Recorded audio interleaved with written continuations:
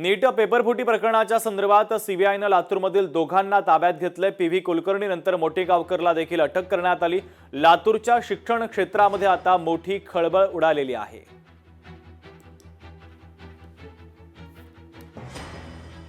नीट paper फुटी प्रकरणाचे धागेदोरे जे आहेत ती लातूर जिल्ह्यापर्यंत या ठिकाणी पोहोचलेले आहेत। आणि जर पाहायला गेलं तर आता लातूर जिल्ह्यामधून 2 जणांना या ठिकाणी ताब्यात घेण्यात आलेला आहे।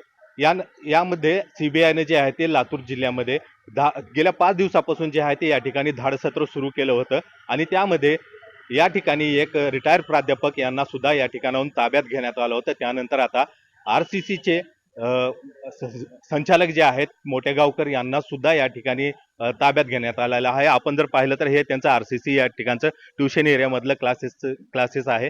जर पाहायला गेलं तर सीबीआयनं जे आहे ती गेल्या 5 दिवसापासून लातूर जिल्ह्यामध्ये जे आहे ते या ठिकाणी धाडसत्र या ठिकाणी सुरू केलेलं होतं। आरसीसीचे संचालक जे आहेत शिवराज मोठेगावकर यांची सुद्धा शुक्रवारी 9 तास सीबीआय कडून या ठिकाणी चौकशी करण्यात आलेली होती आणि त्यांना नोटीस देऊन पुण्यालाही चौकशीसाठी बोलवण्यात आलं होतं।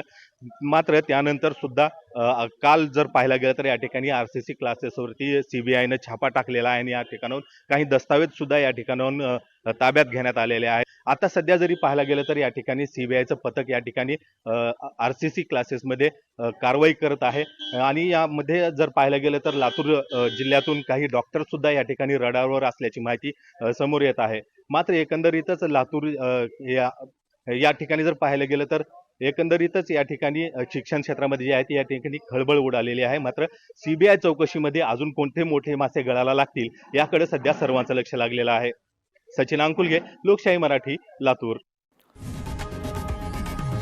लोकशाही मराठी ऐका, पहा, जागरूक रहा।